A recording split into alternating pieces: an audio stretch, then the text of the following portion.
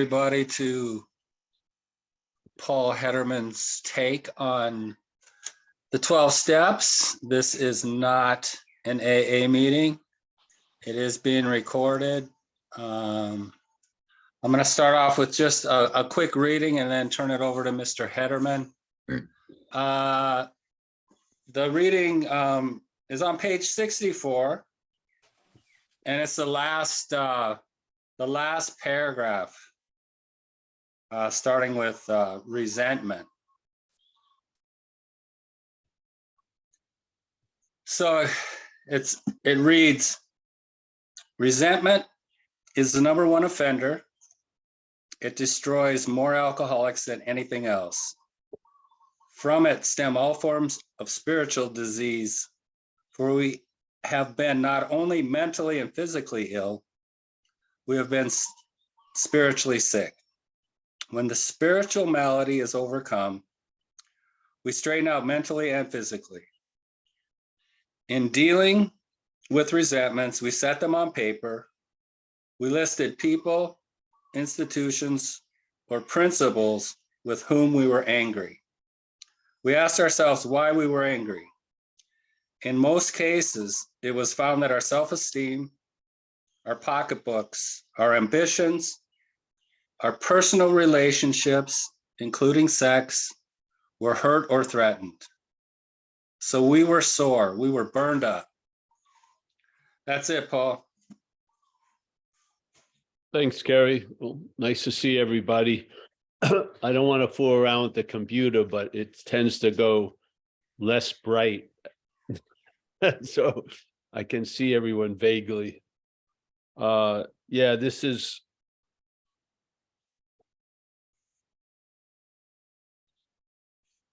I don't believe, this obviously is just an opinion. I don't believe there's a spiritual malady.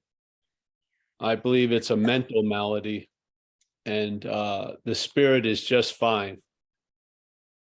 I don't think the spirit's touched by any other conditions, but can be very influential in every other condition.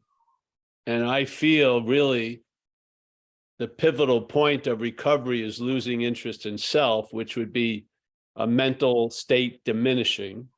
And then something that's was unsuspected becomes suspected, and let's call it the spiritual condition. Yes. So it's very difficult. If the mental condition is super amplified, you're probably going to look for a spiritual condition framed as a mental condition. And I don't think that goes well. Yeah. So you may look the part or have loving gazes or speak slowly, but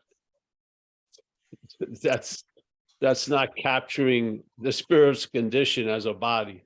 I don't feel so. The spiritual malady, I believe, is really a mental malady. And when the mental malady truly isn't addressed, we do certain things that diminish the mental condition. We don't go at the mental condition basically directly. We admit the truth about the mental condition, this extreme obsession with self and all that. And in doing that, it opens up to do the process of AA, which never goes directly at the cause, because I feel there's a recognition in it that it would be the cause of the problem trying to get to the cause of the problem. So they basically just describe the cause of the problem, and then we do stuff, and that stuff produces a loss of interest in the cause of the problem, which is extreme self-centeredness. And then an unsuspected inner resource becomes suspected and actually becomes relied upon. Yeah. And so I feel it's in the diminishing, it's not diminishing the mental state, it's taking it's allowing interest and attention to move somewhere else. Yeah. Because most of us, knowing it or not, are living, are really listening to a narrative of living a life from a mental perspective. Yes. So the mental state is interpreting our life for us.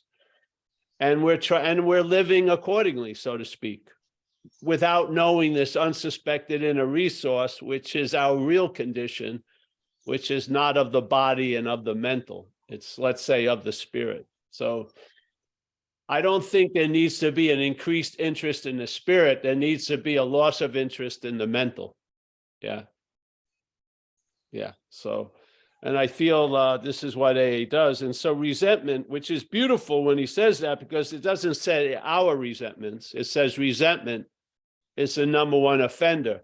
How does a resentment become the number one offender when you keep calling it yours, really?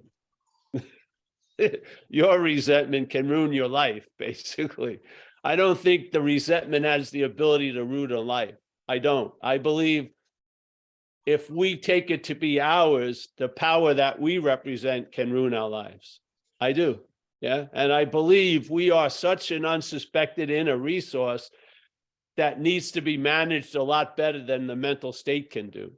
And so we surrender the reins of this unsuspected natural resource over to the care of the higher power. And we live this certain way of life, this design for living the best we can. And we start losing interest in self, and we start traveling lighter through what we used to travel quite heavy through. Well, we never used to travel through much anyway. We would just try to avoid it all. Yeah. We wouldn't travel through. We'd be, kicking and screaming. We don't really go with it. Yeah. We're not going with the flow. We're usually swimming against the flow. So, yeah, I'm not, to me, it's just like I don't believe alcoholism is cunning, baffling, and powerful. Alcohol, I believe alcoholism is. And alcoholism is only cunning, baffling, and powerful because we are. Yeah, we have a lot of power. And when alcoholism takes over, it seems to have a lot of power. Yeah. But we are the resource that all this stuff uses, really. Yeah. That which can make a mountain out of molehill can also have a sense of ease and comfort right now. That same power. It just matters what's wielding it and what's directing it. And we've lived under the tyranny of poor direction. Yeah, we have. We have lived with knowledge of the problem, but as the problem. So therefore, self can't get out of self, and it just gets more confusing and more screwed up and shit like that. And in that tunnel of the ass of self, there's no light at the end of that tunnel. You're just parked in a dark, danky little space. There's no light there. It's coming out of it, you'll see the light. Going in it, you don't. There's nothing there. So, yeah, so these, I don't care. I don't have a crusade to change the statement spiritual malady. I just feel like give it a different meaning. Yeah. They were just attempting to sort of somehow give us a comparison where we could look at the head from other points of view. Yeah. Because obviously, knowing it or not, people who started to go into recovery soon found out the great statement of self can't get out of self, because they were probably trying to do exactly that. And then they realized, whoops, that's actually really one of the deeper aspects of the problem is the act of being identified as it and trying to get out of it as it. Yeah. Which obviously hasn't worked, and it doesn't work, and it probably won't work. So self can't get out of self. To me, if you see it one way, it sucks. If you see it from another way, it's like a hallelujah. Yeah. Because you can put it all down because you're not, you're digging yourself out of the hole is digging the hole deeper. Yeah. I mean, seriously, it says it, they say it all over. If you want to call a large swath of knowledge, spirituality, they say it all over the place. Buddhism, they all say the same in similar ways. Yeah. So Resentment is the number one offender. It destroys more alcoholics than anything else. From it stem all forms of spiritual disease. I just say mental agitation. For we have been not only mentally and physically ill, we have been spiritually sick. No, I just don't see it. When the spiritual malady is overcome, and so when the mental malady is overcome, we straighten out mentally and physically. And what happens is that aspect always there starts to become more and more obvious. Yeah. And now, instead of having a memory trying to light your path of what to do, you're actually seeing life. Yeah. You see it in the light of spirit. You're not trying to live by memory. Well, I did this and it seemed to work. I'm going to keep doing this. Yeah. Because we're blind in a way. Yeah. We're being blind. So we in a position of needing direction, and the mental state fills that vacuum and gives us direction. Yeah, it's like a failed GPS, which is never going to admit that it's a failed GPS. Yeah.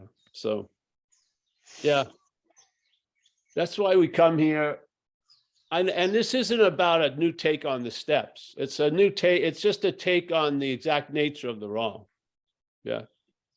The steps are sound as hell to me. Yeah, they're an incredible way, because if you move to the problem directly, that's part of the problem, really. You do it in another way. So you get to C not through A and B. You go to K and F, let's say, and then you get to C. So they put a way of life that produces an effect that your logic can't see how it does that. But you enjoy and observe the effect, and you come to believe. Yeah, it's beautiful in a way. You know how things go when you set out to change something? It usually has a lot of unintended consequences. This is like you just do certain things and you get into those habits, and then things change. Yeah. You're not at the helm of the changing of things. You're the observing of the change. You're an expression of the change, but it's clear that you're not the cause of the change. Yeah. Something is causing a change in you. And it's very clear. You want to call it God, whatever, it doesn't matter. But to see that matters, that something is doing for you what you can't do for yourself, to me, is incredible. That's an incredible doorway to walk through. It relieves you of so much heaviness and weight, really. And it's not just a random, only happens every 1,000 years phenomena. It's a principle. Yeah. To admit your defeat is the beginning of success. Yeah. So you admit you're powerless, and then you don't feel or experience powerlessness anymore. You feel and experience power. It just seems like your mental logic, it doesn't make sense. That's the beauty of it, because your mental logic is insane. It is. If the message made sense to it, it would be part of the problem, don't you think? Yeah. If the message was coded just like the problem was, if you saw the bare skeleton of both, they would be the same thing. The problem having a problem. Yeah. But this coding is different. That's sort of like when a dog is trying to understand and it turns its head a certain way. It's sort of like that. You start picking up on a different kind of logic, like you have it by giving it away and all these things. Yeah. It's like a new way of sort of rolling here. Yeah. And it's contrary to the old way. It's not like I just taught the old way 5 new dance steps. No, you bypass the old way, and now you have a new freedom and a new happiness and a new attitude and a new outlook, not a refurnished or rehabilitated attitude and outlook. You have a new one. Yeah. And then you find out you can face life successfully. It's great. And all those things. You'll feel the conscious presence, power flowing in. You'll be reborn. Yeah.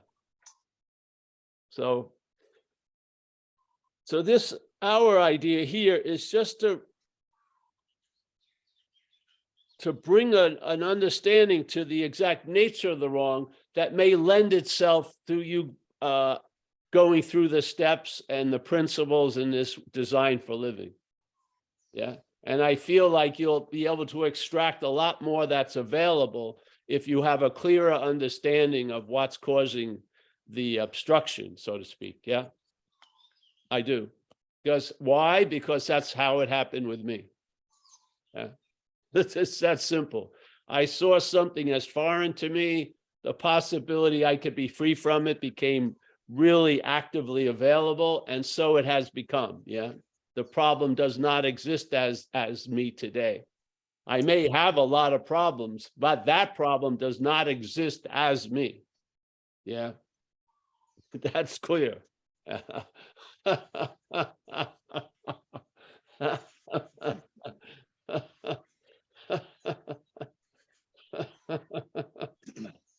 Now, I'm not going to go and argue this in a court of law, yeah, because the law is rigid and arthritic and it believes you're the one who did everything that ever came through you, yeah. But while I'm living in Rome, I'm going to act like a Roman, but I know I'm not a Roman.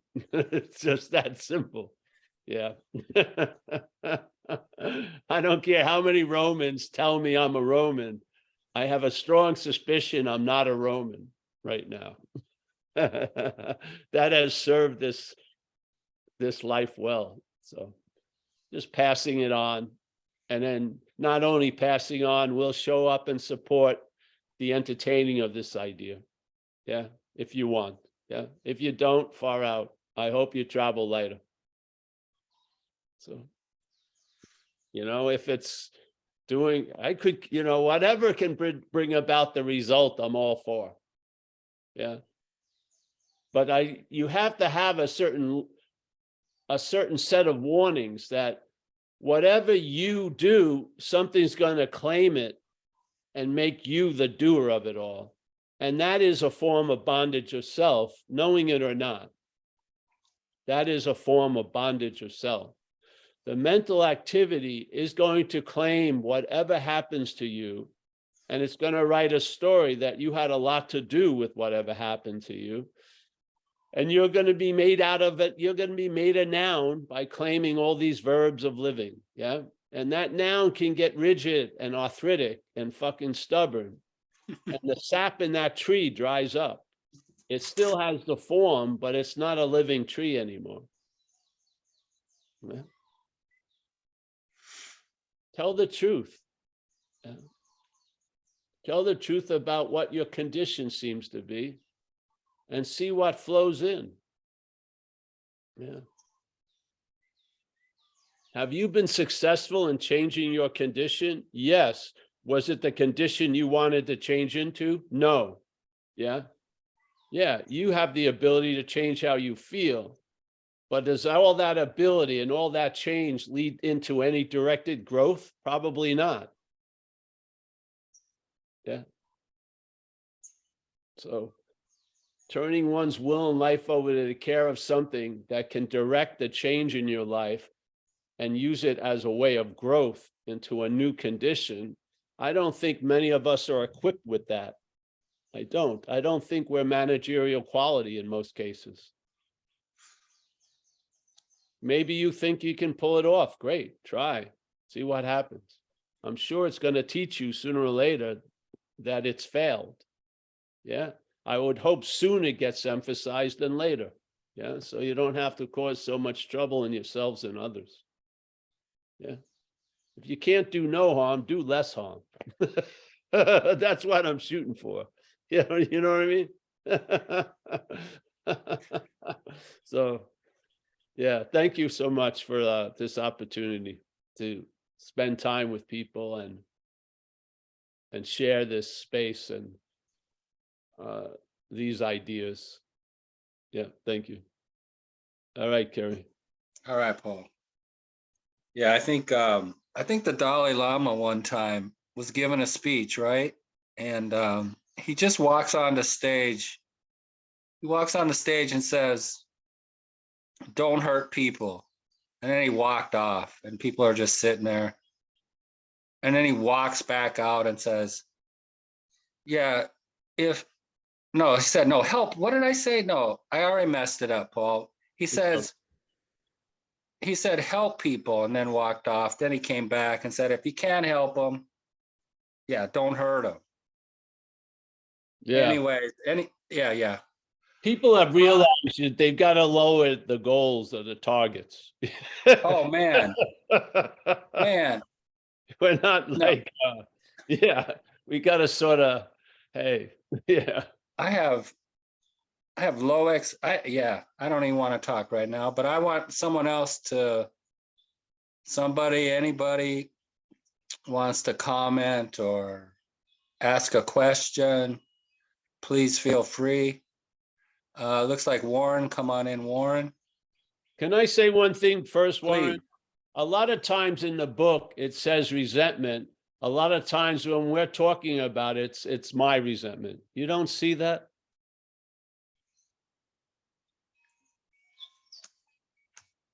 Yeah. My resentment is much different than resentment. Much, much different, I feel. All right, Warren, nice to see you. You too, Paul. Thank you. Thank you so much. Thank you for being so steadfast over the years. I wanted to kind of ask something about what you were saying there. It seems like working the steps, I always end up going back to one, and there seems like there's something dirty there, like the presupposing is there. It's like I don't know how to explain myself. There's the I am, which we all are. And then there's the presupposing I am Warren. And that's when it gets all dirtied up. And if I go, it seems like it's mechanical, like you say, like a programming that it comes in and claims. And I don't know if you could just riff on that a little bit. Like it's claiming the I am as it, and it's not. It's Yeah. the dreaming. Well, let's the I am is illuminating the dream, correct? Yeah. Yes. Well, it's the light of everything. Yeah. Yeah. Well, let me just jump in there for people that may not be familiar with the term I am. I am is a description of the existence. Yeah. That which is existing.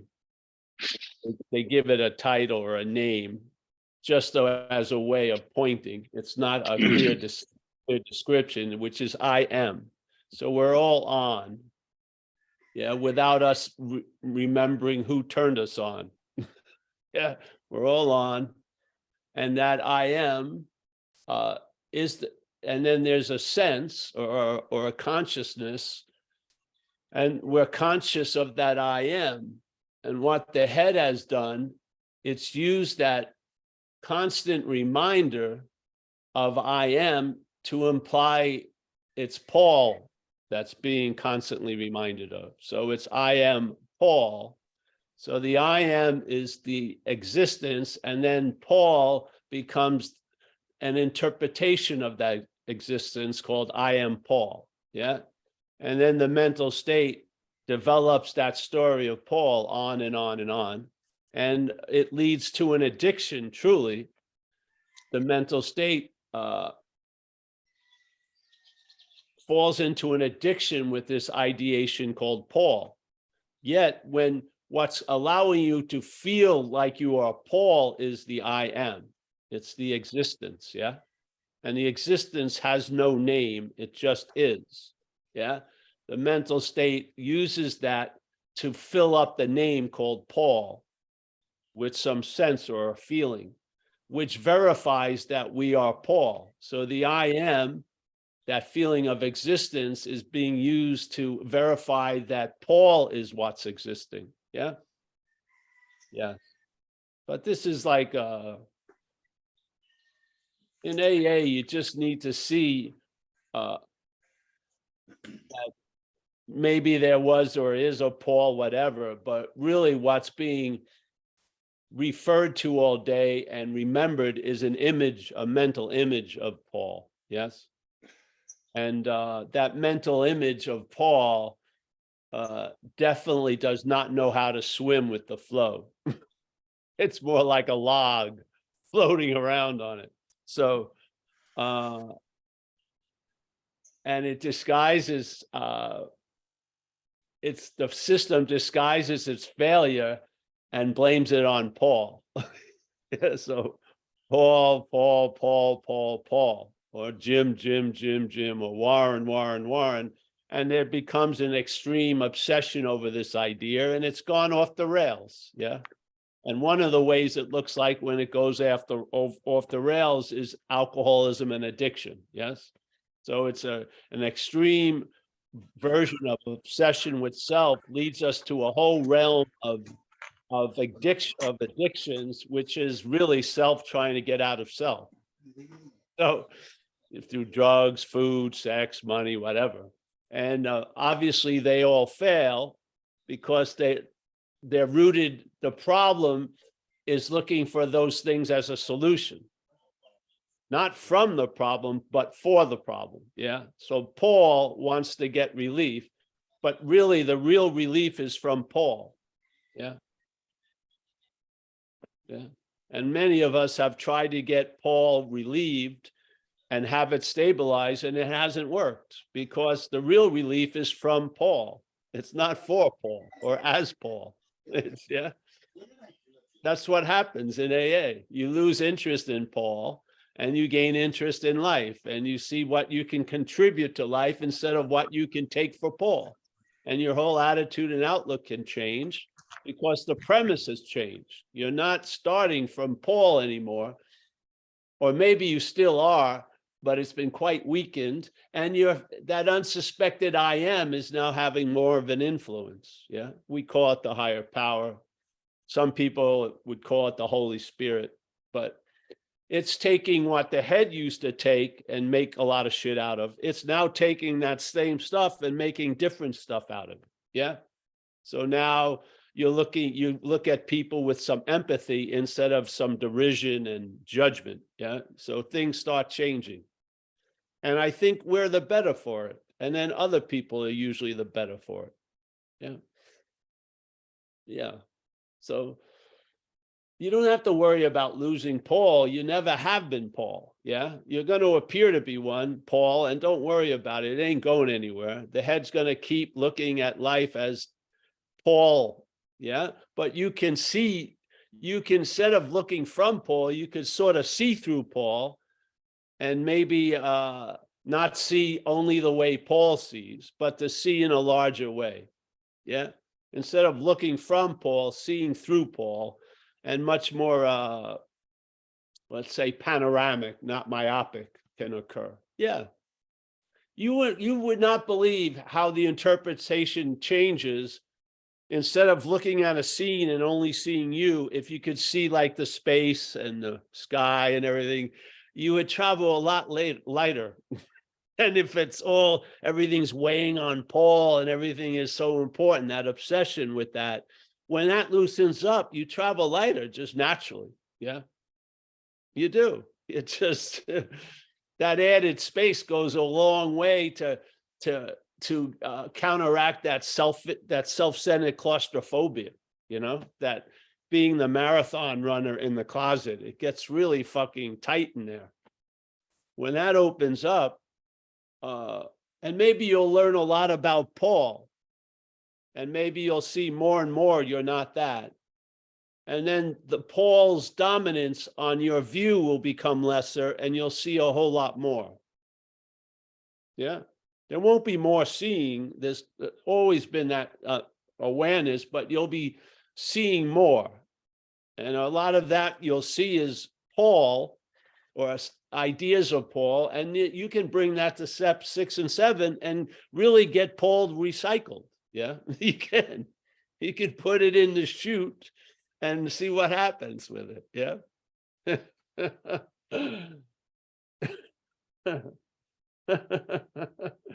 In my case, the Paul as the policeman got turned into Paul as a satire of a policeman. It's like a comedic show now, not like The Untouchables. It's like a comedic show. It's funny. It's funny how serious the head is. You know what I mean?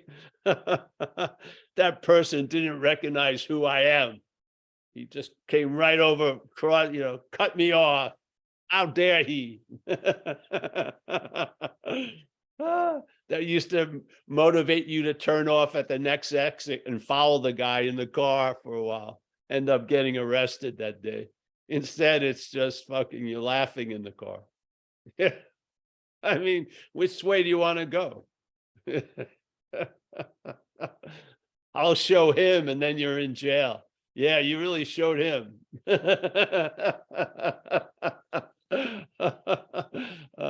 So if it wasn't so serious,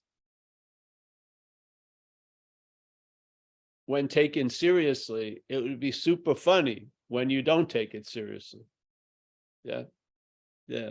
I mean, I joke a lot about getting run over twice by the same car. It's funny in a lot of ways to me now. It wasn't then, but obviously, but over time, it's just hilarious. I was safely at home. The head got agitated, started to tell me I was missing a big party that actually hadn't started or never occurred. And then got back in my car in this freezing cold night and met a Chevy Monte Carlo instead of a girl. I never even made it to the bar, though I found out later there was still no one there. So, I mean, to me, yeah.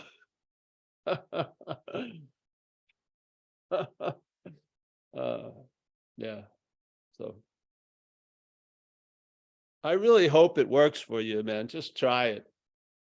If you start seeing resentments as resentments, you'll travel lighter through resentments. Resentments are going to arise. Yeah. Yeah. The point is traveling lighter through them. Yeah. And you're not going to travel lighter if you walk around with resentments called yours. You're just not. My resentments can become like a generational vendetta that you pass on, like the Clampetts and shit story. Yeah. Resentment, you just do the fucking inventory. See, hey, wait a minute. That's a manifestation of self in my life. Yeah. And bring it to step 6 and 7, have it changed, and you'll start seeing less and less things as threats. And so the cause of the resentment, which is misperception, won't trigger, and you won't have a resentment. Yeah. You won't. You know, something may pass through you in like 30 seconds, but you don't have a 3-year prison sentence. Yeah, you don't have, you know what I mean? Yeah. You don't have a black eye. You don't, none of that has occurred because you didn't give life to the resentment, calling it yours. Yeah, you kept the life in here. You didn't, but life stayed with you. And that life is going to enrich your life instead of enslave your life to fucking a lot of consequences based on a decision made from self. Yeah. It says it right in our book. We make a decision based on self, and it sets off trains of circumstances that bring us misfortune we feel we don't deserve. Isn't that, that's a huge theme of our story, isn't it? You know, and a lot of the shit you did was against your own agenda. You love the woman that you just told you hate her and get the fuck out. You love being with her and shit like that. It goes completely contrary to what your agenda is. Yeah. Haven't you done that? You don't want to leave, but you have to make a big statement. I'm going to leave. You don't want to fucking leave. You don't have anywhere else to go. I'm going. You know, it's just insane. It's just like, you know, with your big, you know, you're trying to save your face instead of your ass. Your ass likes being at that place with the gal, but my face, no.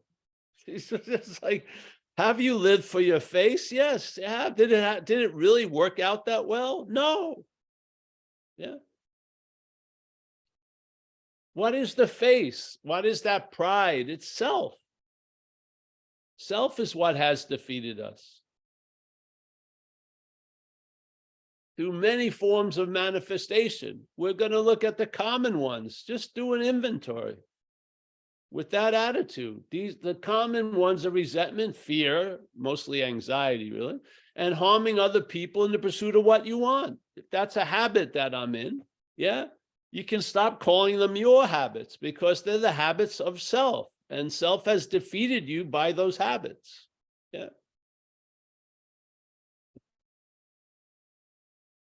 If you're getting a lot of freedom by calling them yours, keep on, keep writing that way. But to me, it ran into a stone wall at a point. I saw it as another form of bondage of self. Now I have a managed resentment instead of an unmanageable resentment, but I'm still stuck with the resentment as mine. Yeah. That to me isn't traveling lighter. So, yep. Anyone else, Kerry? Thank you, Paul. Hey, yeah, thank you. I just want to say, I want to share something that I just thought of when you were talking about self. There was a time when I was, out there getting high and drinking, and I had my grandmother's sister's husband, Lewis Hall. He was rich, and we always had Thanksgiving over there. And I remember, like, I would show up, like, I remember one time I didn't have socks, right? So he brings me in, he puts me socks, but during the whole dinner, I'd go down and play ping pong. I was actually just going down there and smoking pot, doing one hitters in between. And then I cleaned up, and what he said to me, and it made me feel good at the time, my self-confidence had come back. And it's just a word, but I guess confidence came back, right? When I quit drinking and using, but it's labeled as self-confidence. Yes. You know what I mean? Yes. So that was cool. I like that. I felt I had socks and everything, and I was dressed. I mean, I was out there for a while. I mean, they didn't want to bring me anywhere. They'd take ski trips and shit. I wouldn't be invited. I was like fucking homeless in LA, And no, I was kind of like, I was totally the black sheep. And I was really pissed off at everyone, basically my parents, even though they gave me everything. They ran into somebody who knew tough love. That mofo taught him tough love. And next thing you know, I'm freaking like on the streets of Los Angeles with nothing. I mean, nothing, like sleeping on the sidewalk, having people go through your pockets. And I'm like, I'm sleeping on the sidewalk. Do you think I got anything in my pockets? I mean, really. So the self, I don't know. I can't remember what I felt other than anger. And then, the AA program, though, I mean, the surrender, I mean, I'm a very slow learner. And it took a lot for me just to look at the self and then realize that I wasn't in control then, and I'm not in control now. But the nice thing is that I'm beginning to see it. And, my life got way better, a lot better when I quit drinking and getting high. And, I like telling your stories, remind me of some of mine, like the getting run over. I'm 16 years old, and I worked for my dad. He owned a business, and I worked hard, and I bought this motorcycle. I'm 16, and I still had to go to church, and so my mom says, you got to go to church. So I'm like, okay, yeah, I'm going to church. I get on my motorcycle. I go out in the country and get high, and then fucking got ran over by a car going 55 miles an hour. I pulled right out in front of them and broke my leg. And then my mom was a nurse. So the guy dropped me off at home, and I hop in on one leg because I think I was in shock, but I hop in on one leg and I just say, Mom, I skipped church and I got ran over. And so they brought me to the hospital and they couldn't operate. It was in my growth plate on my left ankle. And so they had to drive me to Billings, Montana, 150 miles. And at the time they gave my mom just a handful of syringes of Demerol. So that's the first time I tasted Demerol at 16. And I was like, God, I was like, I don't want to do all this euphoric recall, but I really liked it. And, on the trip, I kept saying, I need another shot. I need another shot. And wow, where am I going with this story? Basically, I had to go through a lot. I think I'm appreciative now. And, hearing this message, I read all the books for years, for 20 years when I was married to a beautiful woman named Belinda. I was just obsessed with reading books. That's all I did was read books, listen. And then one day she's like, this is after about 20 years, she goes, Carrie, you read all these books and you do all this stuff and you haven't changed one bit. And that just like totally cracked me up, because really, yeah, I didn't change. Anyways, that's enough sharing from me. But I do want to thank Mr. Hedderman, Paul, for being consistent. I know I needed it, still need it. I like coming to these meetings now. It kind of cracks me up most times, depending on the mood I'm in. But yeah, I like AA, which is a trip. I hated freaking AA. I couldn't stand it, but I felt like I was forced to go. Like I go in front of the judge and, oh man, he's like, anyways, I like AA a lot better. And I like this message, listening to a lot of people, Paul, when I heard you, that you were an addict and that you went on this spiritual quest. I mean, I was just like for 3 or 4 years, I didn't, like you said, it probably still is going over my head, but it was really going over my head in the beginning, but I couldn't stop listening, and now, I mean, I feel like I don't have to listen to it, but I like listening to it. So that's why I show up. And with that, oh, someone's got their hand up. Cool. Go ahead. Whoever's hand's up. Good morning, everybody, or good evening, good afternoon. Corey, alcoholic. I have a question in regards to the resentment inventory. Can you just give me like an example instead of putting like my husband or my daughter, or like how would you do that? No. You can put my husband or my daughter, just don't put it my resentment. I don't get it. You don't. All right. Well, let's just look at, you have daughter. Yeah. Let's say Okay. daughter, and then my daughter. Doesn't it change the meaning of daughter? Yes. Husband, my husband. Doesn't the my change the meaning of a husband? Yes. Money, my money. Yes.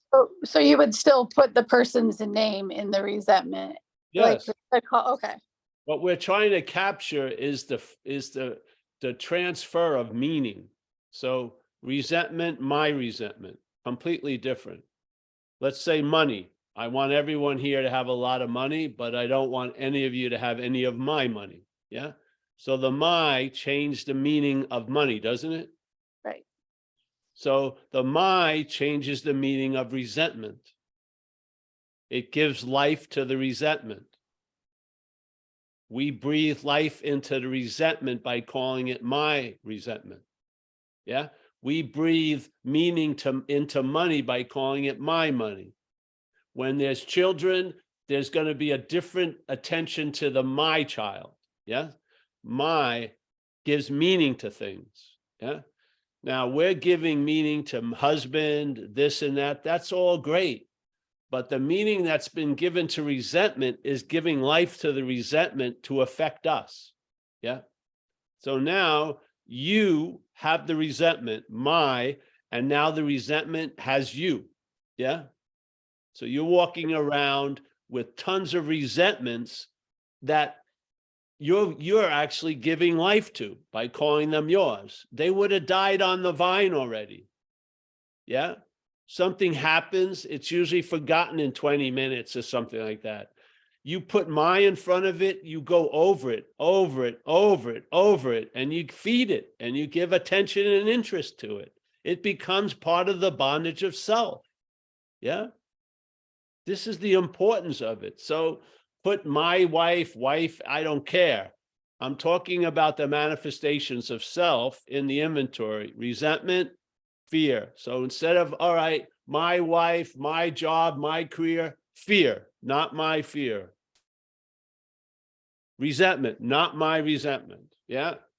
And then after a while, you'll see this whole idea of my this, my that is pretty damn loose in a certain sense.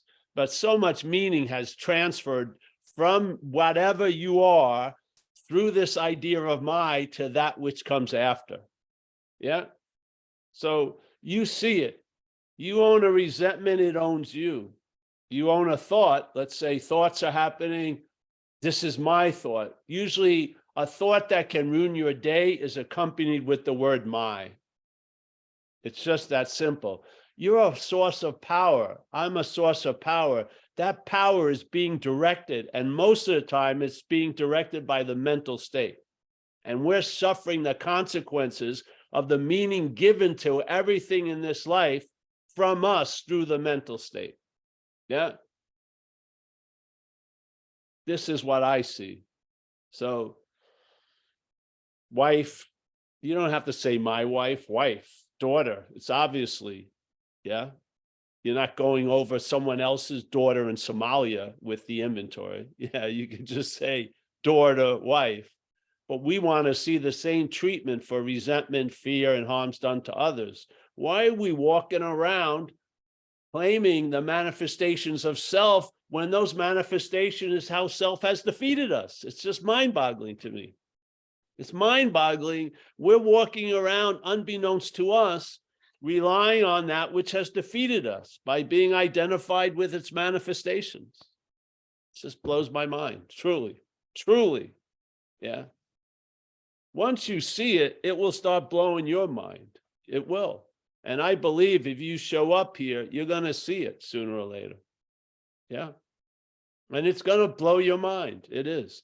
It's going to blow your mind that these things that you have a story that you would have done anything to get out of, you've been feeding in the cellar for 30 years.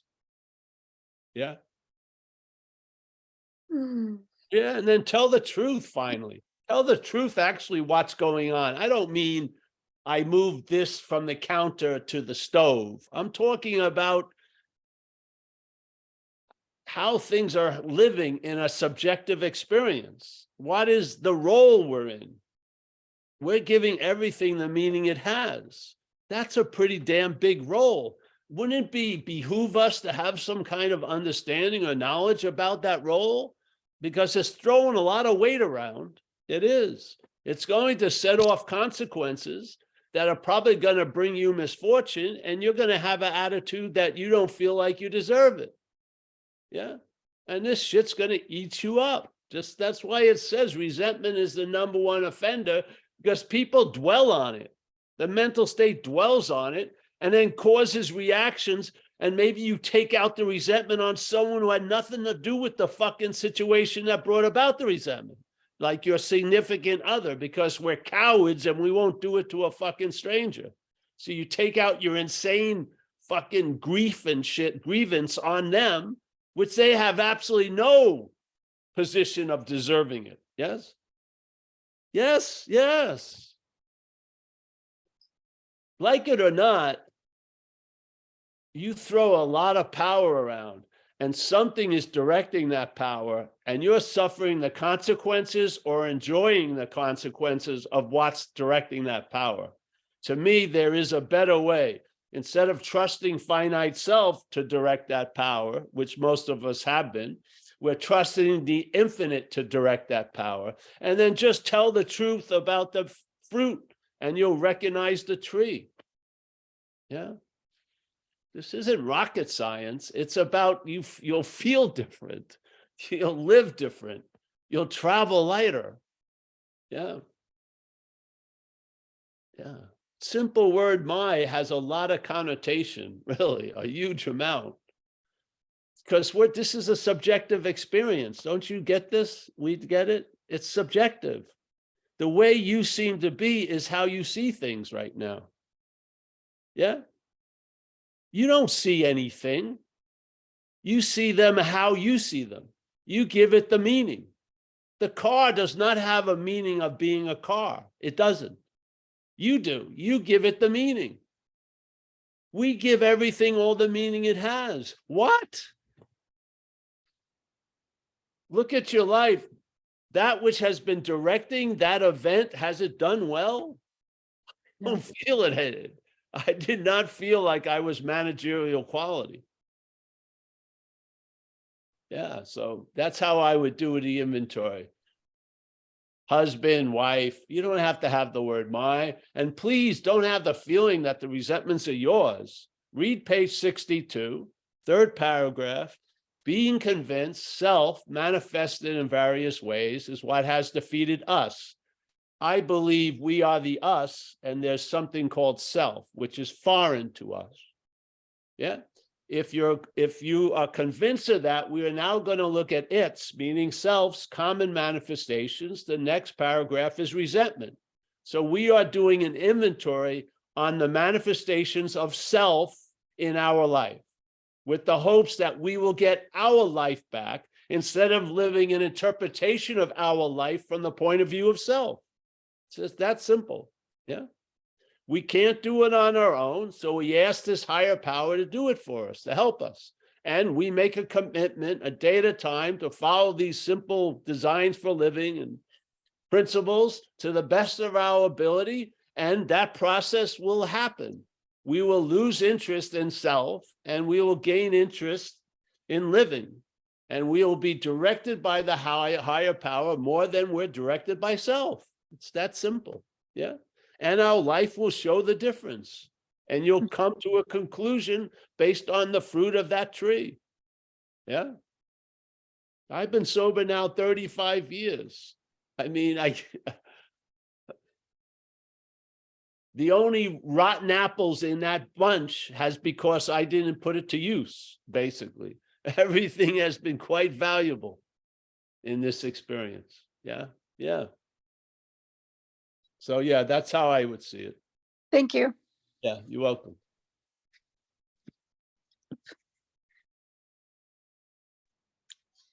Hey, Paul. Oh, yeah. Yeah.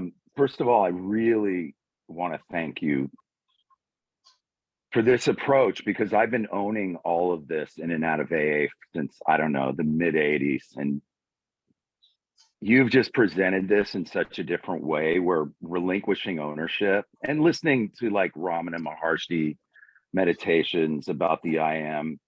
And what I saw was I always had this caravan of self, and it all started at step 3, where they break down the director, the producer. And I saw that I just couldn't get out of the idea that that was me, and claiming ownership for all of this. So it became a self-help program based on me thinking that I owned this shit, man. And the programming that came from that, I mean, I've been listening to you for a minute now, and Kurt, I'm good friends with. The reset, or excuse me, the default to that is really painful sometimes, obviously, even seeing that. But, you know, I just keep looking at that as I'm trying to take ownership of delusion. I'm trying to take ownership of things that don't exist. And you said, Yes. like a couple of times, I've heard you say, my resentments, some of them were 40 years old. And the problem was I kept writing them. And how can I relinquish ownership when I constantly say mine? Oh, I have to make my amends. I'm working, the worst one, I'm working on my character defects. Like, good luck, right? Yes. So this approach, dude, has been amazing. The other thing is this whole idea of this spiritual malady. Another thing that I read in the book that I truly believe, it said is sickened spirit, all of that. This idea that now that it's never been an idea, it's the fucking truth. I don't have a spirit. The spirit is perfect, man. It's the mental anxiety and playing God that has been blocking me from the realm of the spirit. Dude, I'm so grateful for you, man. You've really brought an understanding and a shift, and it's going to take a minute. I will keep listening to these. I will keep going to these. I'll be writing resentment in a whole different way. I'll be looking at character defects in a whole different way, and I'll be looking at them. Like I'm moving towards looking at them and not owning them. And you presenting this as a separate entity has helped me to see it's just like a really shitty neighbor that's living in my head that is constantly throwing pamphlets, images, and ideas to me. And I just occasionally pick one of those up and really study it. And I go with it and it becomes a belief system. So for you to, I don't know, you just helped me shatter some shit that fucking has been dominating me for so long. Oh, the other thing that I came to, this was a couple of years ago. I was taking ownership of being a chronic relapser. And then I had a sponsor present to me. This was before I really did this work. He's like, well, have you ever even recovered from this hopeless state of mind and body? And you know, an alcoholic's lying. And we're like, well, it's the middle. It's not the yes or the no. And he's like, you haven't. So if you've never recovered, you've never relapsed. You just keep getting loaded and you're stuck. And that blew me away because I hated AA for so many reasons, but I had never done it wholeheartedly and didn't have that spiritual awakening as a result of the steps. So that's something that also came to fruition for me is there's not chronic relapsing, there's chronic selfing, I guess, right? Yes. But I appreciate you, dude, at a really deep level, man. Thank you. Well, welcome. Thank you for the share. And, if you could put words in what I would hope to see from doing all this, that would be a pretty good description of it. But it's it stays very vague now, but that's yeah. It's happened with me. That's why we're here, or I'm here. We're about 7 years sober. I had that fundamental shift of seeing the word self as something foreign, representing something foreign to me. And that opened up a possibility of being free from it because I was trying to be free as it, obviously, for most of my life without knowing it. Yeah. And once that was cleared up, and it has stayed clear ever since, that's what motivated me with all this is I don't feel like if you don't see this, you're going to be looking from its effect. So you're going to be trying to get out of self as self. You're not, but the head will be engaged in that. And you'll just be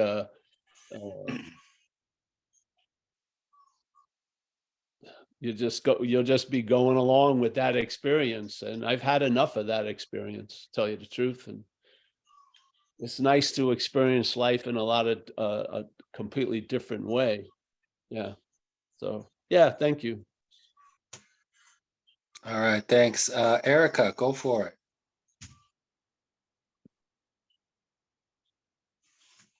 Erica. You're muted, yeah. Erica, you're muted, yeah. Oh, okay. Hi, everybody. This is my second time on this meeting. My friend Christine introduced it to me because I do struggle with AA. And my main question I want to ask, and it's kind of related to the topic, but not, but I've been contemplating on like this whole, like, my mind's telling me something, but my spirit's telling me something else. And how do I wrangle that? You know what I mean? Well, this is what AA does, or this way of life. If you find another way of life that does the same thing, far out. But for many of us, this is the way it's worked out, which is like the old native Indian thing where you have the two wolves and the one that's going to get stronger is the one that you feed. Yeah. Right. And Mhm. so obviously you're in the habit of feeding the other one. Yes. And so we admit that, and then we start taking new suggestions that aren't our suggestions, and we find they work. And then that wolf that we wanted to feed gets most of the food. Yeah. And therefore that silent direction from spirit will get louder for you. And then that loud direction from the head will get less loud. Yeah. Yeah. Basically. You just have to feed the right one. Well, and admit you've been feeding the wrong one, let's say. I don't like right or I know wrong, but as the imagery, that. in the That's habit of it. why I'm asking this, it's like, Yes. So you got to admit you're not able to feed the right one. Admit it. And then now Yeah. you start doing other stuff, and it brings about that ability of the right one getting fed. Yes. That's why many of us need a way of life, because the habit of feeding the wrong wolf is strong, and we can't seem to break it. So we live a certain way of life that produces the effect that we so wish for that we can't do, which is feeding the right wolf. Yeah. Yeah. Have you heard that song from Nako, The Two Wolves? Nako, Medicine for the People?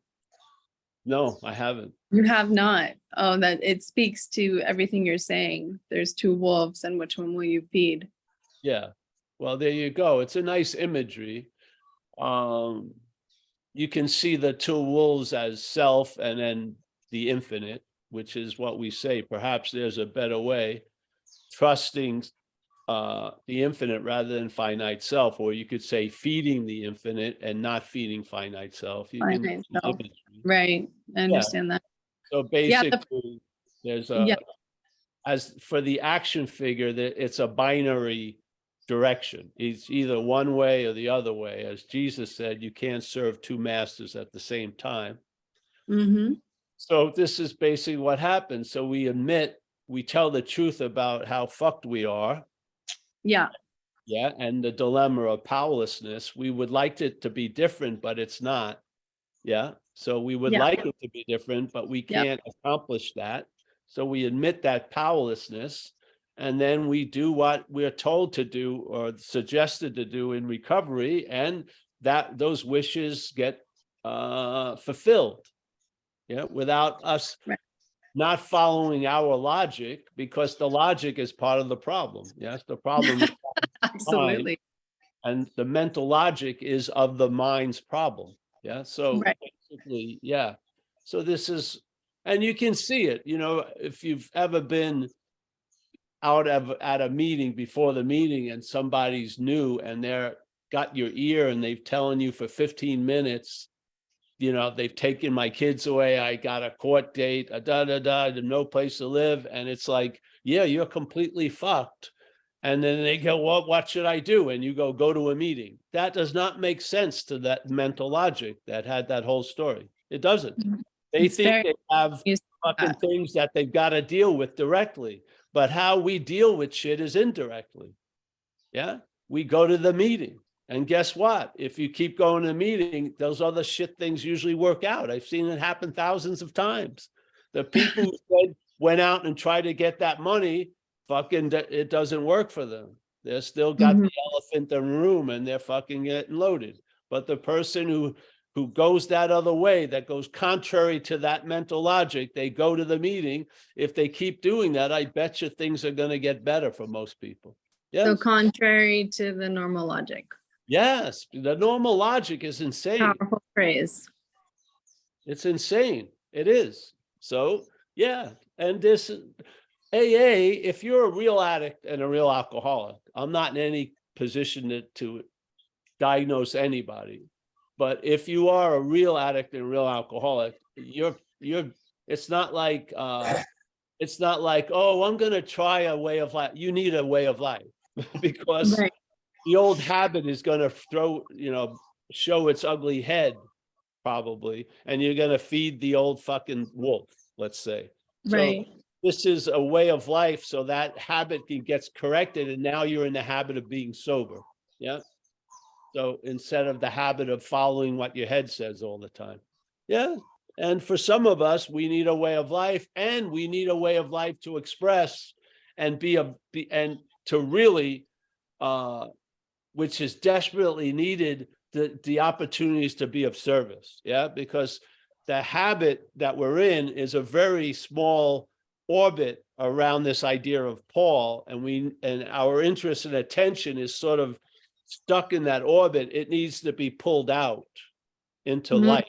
And service to me, is the way it happens for most of us. We get the attention and interest being absorbed in us, gets pulled out. Taken out. We feel available and present, and it's just, yeah, we get some examples of how it actually could be through service. Right. Yeah. So yeah, that's how I see it. Thank you very much. Appreciate it. Welcome. I'll have to listen to that song, Narco song. It's yes, I will. If it's okay, I'll put it in the chat. Yeah, put it in the chat, sure. But that's an old Native American Indian thing. Yes. Well, if you've never heard of Nako and Medicine for the People, he has a lot of really amazing songs that bring the spirit up. Yeah, bring the spirit up. Bring it on. Yeah, put it in the chat. Okay, let's see if I can find it. But I will. Okay, thank you so much. I used to be scared shit of narcos. Oh, Narcos. Oh no. No, it's not I Narco. didn't want to run into a narco at all. It's Nako. Nahko. Oh. All right. You see what it always brings me back to? Those aberrations, narco. Oh, yeah. I bet. Yeah. All right. Thank you. Thank you very much. All right, Kerry. All right. I thought I saw a hand up, but I don't see any right now. Did someone who wants to go next? Well, we can call it a day also. I just want to say one thing. Alcoholic Giselle, spiritual seeker. Thank you, Paul. Wonderful, wonderful, wonderful. I just want to say to Carrie, and then there was someone else that shared, all your thoughts, feelings, and beliefs about everything you did in your life, I can relate to. I mean, that's what we have in common. That's right, Paul? Yes, yeah. Yeah. All right. That's all I had to say. I just, One thing Kerry was saying, yeah, esteem doesn't necessarily imply self-esteem. Esteem is necessary for the action figure who has been beaten down so badly. It needs it for the action figure to get close to the surface. Yeah. That thing has been drowned where you don't trust yourself as far as you can throw yourself. Yeah. This idea of right action is going to lead to right thought is necessary. That's the first steps in this dance of recovery. You don't go into the spiritual realm through the mental realm. You walk in it with your feet, so to speak. Yes. So this idea of a sense of belonging is necessary. It's helpful for action figures. It doesn't have to be called your well-being, but the action figure, that's a necessary, for many of us, it's necessary to have a sense of purpose, to feel connected, to be part of a community. It brings out the best in the action figure. The idea that it's you, the head will obviously claim it all, but that what the head claims does not make it so. Yeah. So do some right actions and you're going to get some esteem.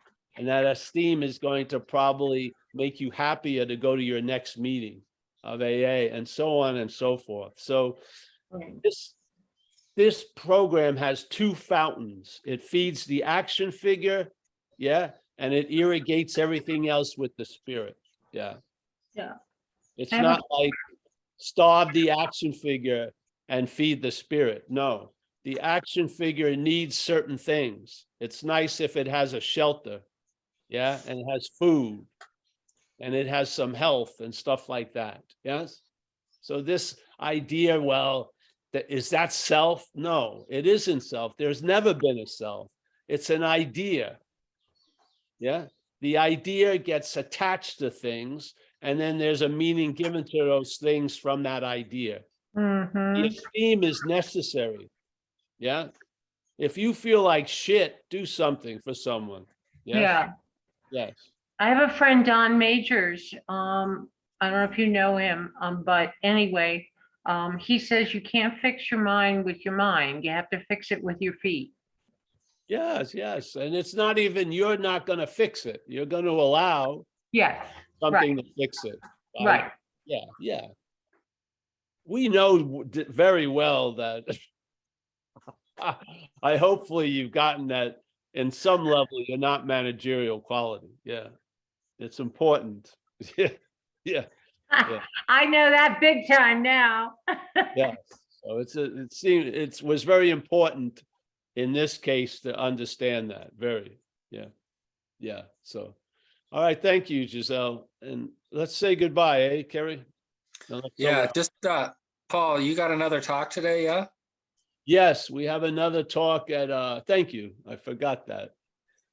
We have another talk at 4:30 Western time.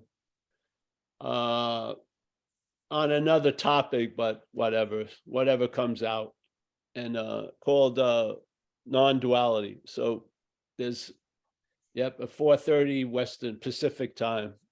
We'll be there. Yeah, and then anytime you run, if you are used to having a meeting be at a certain time and it's not up on the website, use whatever is on the website. It's the same Zoom, and then see if we're having the meeting, because sometimes the website erases some of the days, the description of the day's events. So yeah, any meeting on the Zen Bitch Slap thing is going to take you to the same Zoom.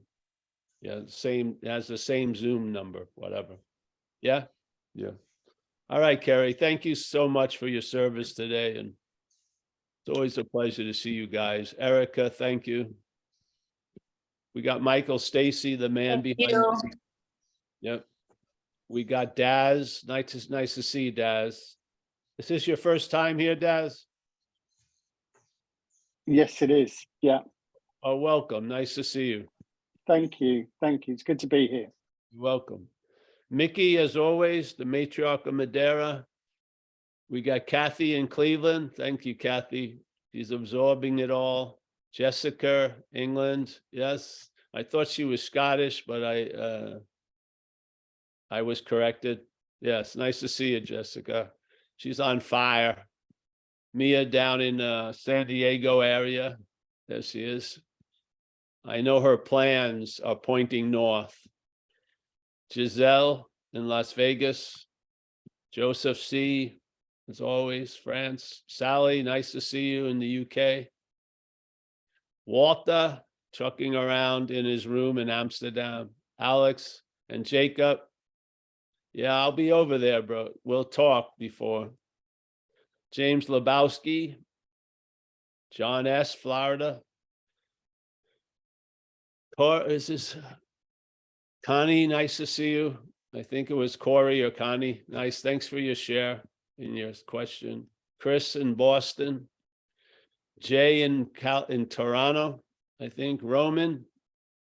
It's in Germany. I'll be seeing him soon. We got Warren in Nevada. Mike M I think he's in Massachusetts. Dana was Zoom user, and then she was revealed as Dana. Nice to see you, Dana. Kaiser, Minnesota.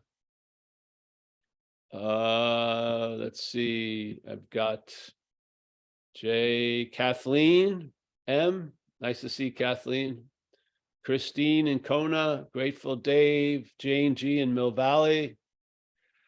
Nicholas, Maria in Toronto. Nice to see you, Maria.